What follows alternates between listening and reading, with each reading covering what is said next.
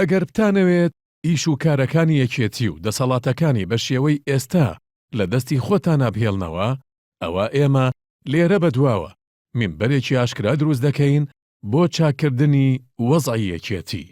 ئەمە دواپەیامی جێگرانی سکرتێری گشتی یەکێتی نییە بۆ هێرۆ ئیبراهیم ئەحمەد، بەڵکو بەشێک بوو لە یادداشتێک کە لە پاییزی 2004دا بە واژۆی نەوشیروان مستەفا و کۆسرەت ڕەسوڵ و 4 ئەندامی دیکەی مەکتەبی سیاسی ئاراستەی جەلال تاڵەبانی سکرتێری گشتی یەکێتی کرابوو. ئەم یادداشتە سەرەتای دەرکەوتنی نەڕەزایەتیەک بوو لە ناو یەکێتیدا کە دوجار دوای 2 ساڵ بەجیابوونەوەیەکی گەورەی لە ناو ئەو حیزبەدا بە شێوەیەکی کاتی کۆتایی پێهات. ئەوەی مایەی لەسەر وەستانە ئەوەیە لە ناوەڕۆکی یادداشتەکەدا ئاماژە بە چەند خاڵێک کراوە کە تا ڕادەیەکی زۆر هاوشێوەی ئەو خاڵانن کە لە ڕاگەیاندراوەکەی ڕۆژی 1 ئەیلولی باڵی ناوەندی بڕیاری یەکێتیدا ئاماژەی پێدراوە. ئەمەش مانای وایە زەمینەی ئەو کێشە و گرفتانە لە ناو ئەم حیزبەدا هەیە، هەمان ئەو زەمینەیە کە پێش 12 ساڵ لەمەوبەر لە ئارادا بووە. ئەوەشی مایەی تێڕامانە بەشێک لەو سەرکردانەی پێش 10 ساڵ دژی یادداشتەکە بوون لە ئێستادا هەمان ناوەڕۆکی یادداشتەکە دووبارە دەکەنەوە. ئەمەی خوارەوە بەشێک لە خاڵە لێکچووە سەرەکیەکانی هەردوو نامەکەی 2004 و ئەیلولی 2016ە.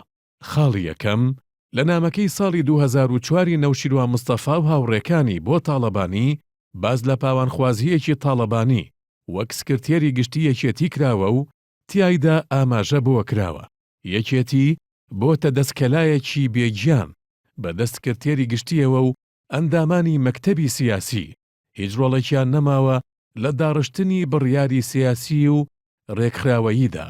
لە ڕاگەیاندراوەکەی باڵی ناوەندی بڕیاریشدا ئاماژە بە پاوانکاری باڵی هێرۆ ئیبراهیم ئەحمەدراوە بە جۆرێک کە هەموو بڕیارە سیاسیەکانی یەکێتی لە بەرژەوەندی ئەو باڵەدا دەردەکرێت و هیچ بەهایەک بە سەرکردایەتی و مەکتەبی سیاسی نادرێت لە بڕیارداندا.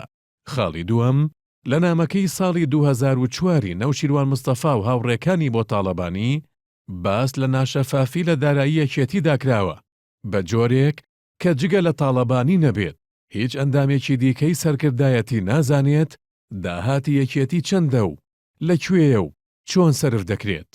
لە ڕاگەیاندراوەکەی باڵی ناوەندی بڕیاریشدا کە 1 ئەیلولی ئەم ساڵ بڵاو بووەوە جگە لەوەی ئاماژە دراوە بە ناشەفافی لە دارایی یەکێتیدا باز لەوەش کراوە کە گروپی پاوانکاری ناو یەکێتی تا دێت زیاتر هەوڵی بە تاڵانبردنی نەوت و سامانی خەڵک و برسیکردنیان دەدەن.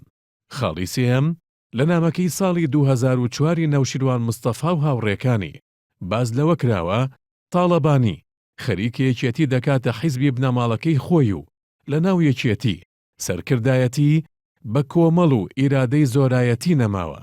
لە ڕاگەیاندراوەکەی باڵی ناوەندی بڕیاریشدا بە هەمان شێوە باز لەوە کراوە کە گروپی پاوانکار خەریکە یەکێتی دەکەنە حەزبی بنەماڵە و بەبێ ڕەچاوکردنی شوناسی یەکێتی خزم و کەسوکاری خۆیان خزاندۆتە ناو کایەی کاری حزبی و حکومڕانیەوە.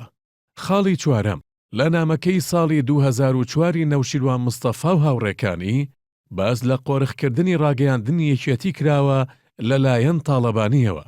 لە ئێستاشدا هەرچەندە لە ڕاگەیاندراوەکەی باڵی ناوەندی بڕیاردا باز لە بواری ڕاگەیاندنی یەکێتی نەکراوە، بەڵام هیچ میدیایەکی یەکێتی ئامادە نەبوو ڕاگەیاندراوەکەیان بڵاو بکاتەوە. تەنانەت هەوڵی باڵی ناوەندی بڕیار بۆ بڵاوکردنەوەی ڕاگەیاندراوەکەیان لە کەناڵی گەلی کوردستان سەری نەگرت.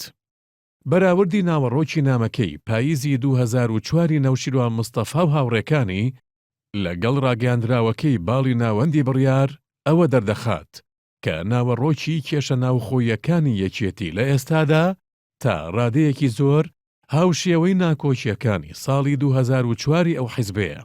هەر بۆیە ڕەنگە پرسیاری زۆرێک لە هاوڵاتیان ئەوە بێت کە ئاخۆ دەرەنجامی ناکۆچیەکانی ئەم جارە چی دەبێت؟ لە ئێستادا پرسیارەکە ئەوەیە: ئایا فشاری ئەم جارەی باڵی جێگرانی سکرتێری گشتی چی جیاوازە لەوەی پێشتر و ئایا کاریگەر دەبێت لەسەر حیزبەکەیان یان ئەم جارەشیان بەجیابوونەوە و بە بەجێهێشتنی یەکێتی کۆتایی دێت یاخود وەک بەشێک لە هەوڵ و هەڵوێستی سەرکردەکانی ئەو حیزبە بە خەوبوونەوە و بێدەنگبوون کۆتایی دێت. داهاتوو وەڵامی ئەم پرسیارەمان دەداتەوە.